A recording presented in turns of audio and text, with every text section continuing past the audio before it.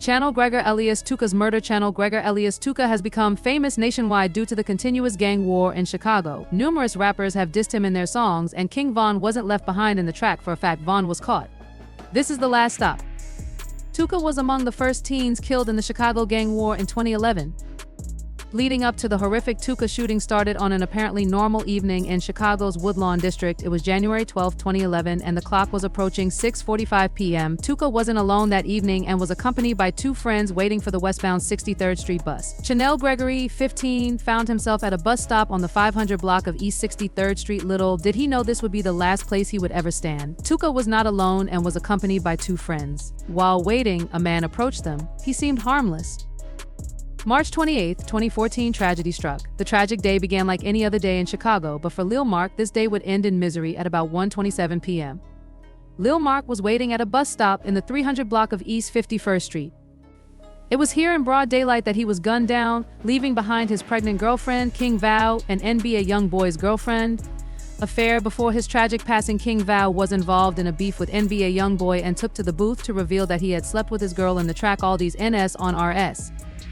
That Dookie, I be fecking his main, and he don't know. V went on social media to fuel the rumor, which was disrespectful to the young boy. First, V tweeted that they wouldn't believe the female I just made a hit with. Later photos of him and the young boy's baby mama, Jania, emerged on the internet, and rumors spread that Jania and V did not make music when they met but slept together. Jania took to Instagram to clear her name, stating that they only made music as she was trying to get money for her child. Like I said, I don't know, and I've been working. We have a song coming out. Why all weren't supposed to know, but it is what it is. Now we have a song coming out, so when the song comes out, why go Asian? Seemingly angry, took to her Instagram to confirm the rumors. She said she had seen the DMS between the two and that the music excuse was a lie. However, the damage was already done. YoungBoy had already gotten wind of the rumor and had taken it as disrespect. He posted a photo on Instagram with the caption, "I'm going to make sure my son F your daughter since you trolling bit." YoungBoy seemed to have the last laugh, as industry rumor had it that Asian cheated on V with a young boy.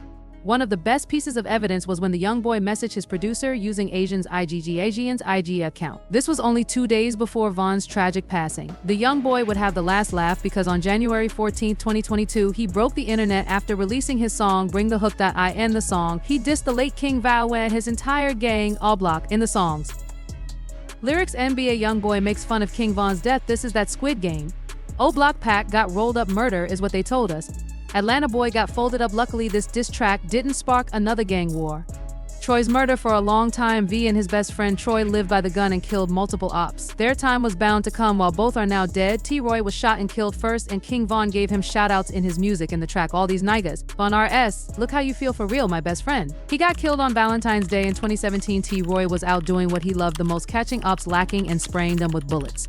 On this day, one op in particular was on his radar. This was none other than TB from Taiwan World. For extra context, TB had dropped a diss track just 1 month earlier where he had taken shots at all his ops ace, including Oblak T-Roy.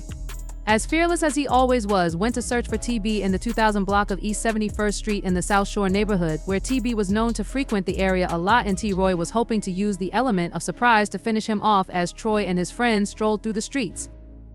His OPS TB and Can't Get Right were hot on their trail. From the footage, TB and Can't Get Right played the reverse card and were scanning the streets searching for Troy. Tr. Roy and his associate went into a store on 7th Street. He had just a few minutes left to live inside the store. He was on one of the aisles having a conversation with his associate. Seconds later, CCTV footage showed TB and Can't Get Right walking into the store and toward their rival. TB's right hand was slightly behind him, concealing a firearm.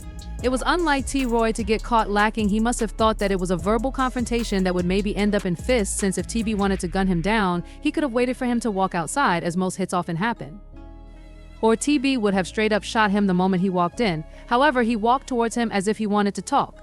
Suddenly, TB raised his pipe and started letting off shots, hitting Troy, who then dropped to the floor. Troy was then taken to Northwestern Memorial Hospital, where he succumbed to his gunshot wound. Famous rappers who were close to him were shocked and took to Twitter to express their sadness, from Lil Durk and Lil Reese to 600 Breezy and Chief Keef. It did not take long for Troy's death to be avenged, as TB was gunned down by Troy's brother in a headshot.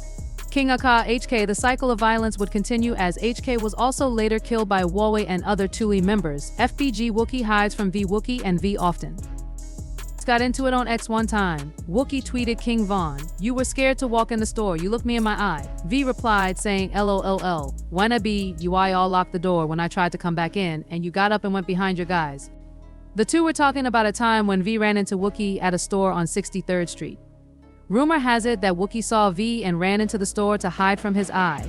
V couldn't fight him because Wookie hid behind his guys in the store, and in one of his songs, V revealed that he didn't shoot up the store because he didn't have his ski mask in the track on your ass on WPS. I saw him at the store, but I didn't have my mask. This is the last time that the ops is getting a pass, but this wasn't the time Vaughn and Y would meet in the streets.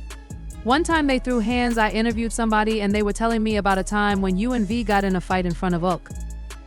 According to Y, he and his friend were strolling around Oak when they spotted Vaughn. Y got into a fight with V before a fourth person joined in to help V. However, the cops were at the scene and quickly intervened when we walked them kings. You and they were standing right there and the police pulled up and they thought they were just going to stand right there.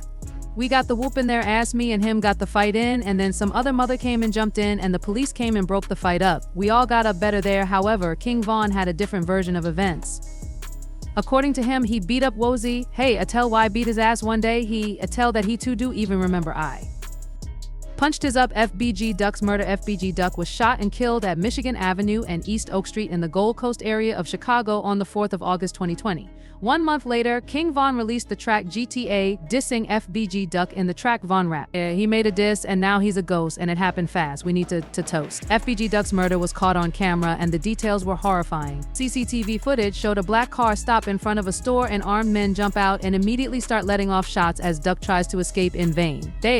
FBG Duck's tragic death was the result of a violent and bitter rivalry that escalated over time. The sequence of events leading to his murder in the summer of 2020 reveals the dangerous intersection of street conflict, rap beefs, and social media. It all began when Duck was targeted by members of the O-Block gang, known for their affiliation with the Chicago rapper King Von. Surveillance footage captured part of the terrifying sequence of events that ultimately led to Duck's death. It began with Duck being chased down by a black vehicle, a gray Chrysler that was also involved in the crime. The two vehicles sped away, leaving Duck behind, mortally wounded and ultimately left to die. What followed was a shocking series of events that would take months to unravel. As police continued their investigation into the crime, they sifted through hours of surveillance footage, eyewitness testimonies, and social media posts. The breakthrough came when investigators discovered a digital trail that would tie the O-Block gang to the crime. In addition to posts on social media where gang members boasted about the attack, video evidence surfaced showing the suspects at the scene, further implicating them in Duck's murder. This digital breadcrumb trail was key in piecing together what had happened and why Duck was targeted. It became evident that Duck's death had been a retaliation for his disrespectful comments toward T-Roy, a prominent figure associated with O-Block. Duck had dissed T-Roy in his music, and the antagonism between the two sides had been growing for months. In one of his songs, Exposing Me remix, Duck rapped about T-Roy's death in a disrespectful manner, saying T-Roy didn't get shot inside his head, but he didn't make it though, they got so many dead. The feud between Duck and O-Block was not just confined to lyrics in a song, however, it had spilled into the streets and social media. As weeks passed, Duck continued to taunt his rivals. In the months leading up to his murder, he engaged in direct exchanges on social media, particularly in his DMs, where he confronted individuals associated with O-Block. One such exchange included Duck mocking the gang members, calling them goofy, and boasting about his own success. His arrogance in these messages further fueled the tensions between the two sides. In one heated exchange, Duck responded to his critics by claiming, "You're welcome, Goofy Duck," further inflaming the rivalry. But Duck didn't stop at online insults. In July 2020, he released the track Made Chicago Legends, in which he continued to diss O-Block and their fallen members. The song included explicit mentions of T-Roy and another individual from O-Block named OD, both of whom had been killed. His lyrics seemed to suggest that the deaths of these individuals were not only a part of the ongoing conflict, but that their deaths had, in Duck's eyes, cemented his own position in the rap game. T-Roy and OD the end, deed. Duck rapped, further provoking the O-Block members who were already angry with him. This relentless dissing and taunting seemed to break the final barrier. The situation escalated when, just a few weeks after the release of the track, FBG Duck was shot and killed. On August 4, 2020, Duck was gunned down in broad daylight at the intersection of Michigan Avenue and East Oak Street in the affluent Gold Coast area of Chicago. It was a brazen attack, with the shooters firing at Duck in the middle of a busy street. Rumors soon emerged that King Von, another prominent rapper from Chicago and a close associate of the O-Block gang, had put out a $100,000 bounty for Duck's death. This allegation fueled speculation that Von's influence and animosity toward Duck played a major role in orchestrating the murder.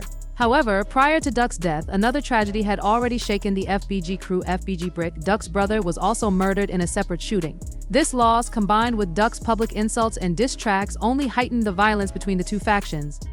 In one of his songs, Vaughn had mentioned Duck's brother, FBG Brick, rapping about how he could shoot a brick and get away with it. These lyrics indicated that the feud had escalated into something deeply personal and violent.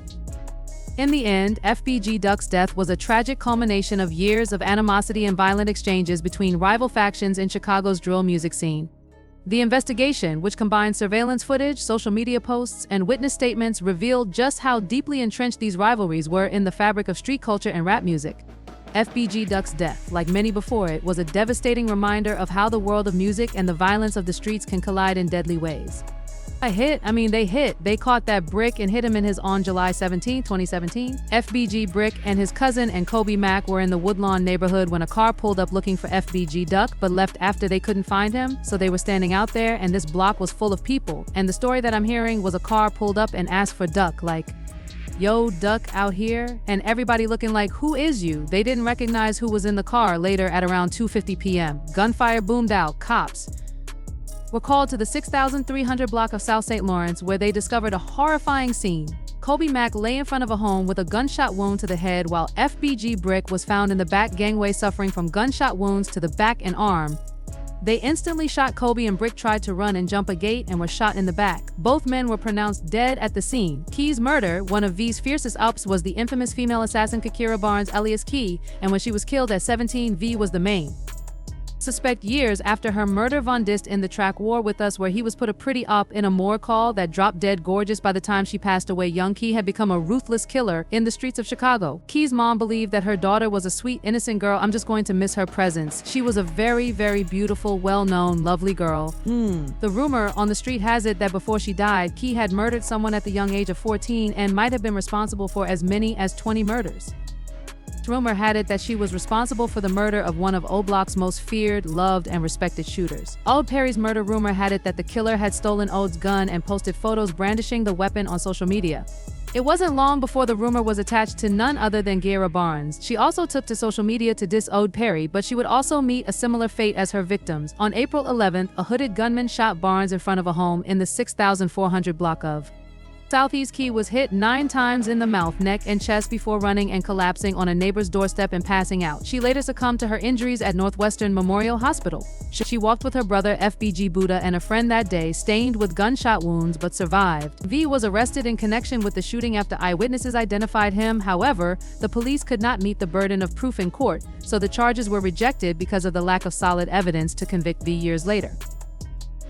After King Von died in a tragic shooting in Atlanta, reports started showing that V had indeed killed Key. However, Key's brother, FBG Buddha, who was at the scene, "Man, what I know is on my definding Kai." According to him, he saw the shooter and claims that the killer is already dead. "I got shot too. I was right up. I got shot too. I saw the who popped us." He did, despite Butter not wanting to credit V with the hit. It's now an open secret that V didn't 69 snitches. One thing King Von hated was snitches and anyone who associated with him, so when 69 decided to cooperate and testify against his gang, Von was quick to let him and anyone who would associate with 69 know how he felt. In the track Suspects, Von WS really 69 really snitches, with a rat really tripping. On the 18th of November 2018, 69 and 4 other associates were arrested and charged with federal RICO and firearms charges. The life of a rapper who was once deeply immersed in a notorious gang took a dramatic turn, marking a significant crossroads in both his personal and professional life. Facing serious legal charges, including conspiracy to commit murder and armed robbery, the rapper was confronted with the possibility of life in prison. These charges underscored the severity of his past involvement in criminal activities, casting a shadow over his future. However, instead of denying his past, the rapper made a pivotal decision. He admitted to his crimes and revealed the extent of his ties to a violent faction of the Bloods gang known as the 9 Trey. Acknowledging his participation in the 9 Trey Bloods, a gang infamous for its violent and illicit activities, the rapper openly confessed to his involvement in numerous crimes. When asked about his gang affiliation, he did not hesitate to respond, "Yes sir, I was a member of the 9 Trey Bloods." This candid admission marked a moment of reckoning, where the rapper confronted the reality of his past decisions and their consequences. He went on to detail the gang's violent operations, which included robberies, assaults, and drug trafficking, painting a vivid picture of the criminal life he had led. Despite his criminal involvement, the rapper's story took an unexpected turn after his release from prison. Upon his return to the outside world, he faced rejection from much of the music industry, with artists and media outlets distancing themselves due to the stigma surrounding his criminal background. Even podcast hosts, who typically give a platform to controversial figures, refused to interview him, fearing the backlash. The rapper's label, 10K Projects, attempted to arrange interviews to help him re-enter the spotlight, but the industry remained unwilling to take the risk. DJ Academics, a prominent hip-hop commentator, revealed the extent of this isolation, saying, "They called me back 5 or 6 days later. We tried to get him an interview with everybody from the Explain side, but nobody wants to do it." Despite the challenges, the rapper's fortunes changed when Nicki Minaj, a global superstar, decided to collaborate with him on the track Trolls. This unexpected partnership marked his return to the mainstream music scene and sent shockwaves through the hip-hop community. Nicki Minaj's decision to collaborate with the rapper was a bold one, signaling a potential shift in how the industry views redemption and second chances. The collaboration sparked intense debate, with fans and critics divided over the rapper's past and his ability to reinvent himself. It highlighted the complexities of the entertainment world, where public perception and personal transformation often collide. The rapper's story is one of controversy, transformation, and redemption, showcasing the challenges of escaping a criminal past while seeking a second chance in the public eye. His legal struggles and the difficulties he faced in re-establishing himself in the music industry reflect the consequences of a life entangled in crime. However, his eventual collaboration with Nicki Minaj demonstrated that, in the unpredictable world of entertainment, opportunities for redemption do exist, even for those whose past seemed irreparably tainted. Industry crazy as King Von jumped in to give his 2 cents on the whole situation. He went after Nicki, and it's safe to say that he had lost all respect for the female rapper. Damn. And I used to love Nicki Minaj. Read one tweet: "I know so many that'll do anything to make it go against every moral, break every code, and trade on every friend just for a taste of the fast life. Desperate, easily moved ass people, then get thee. And it don't even be worth all the loss and pain a motherfucker went through you chasing that." He added in another post, "V lived what he rapped about, making him a fan favorite to some but a monster to others." Whichever way you look at him, just remember to click on the boxes playing on your screen to watch similar content.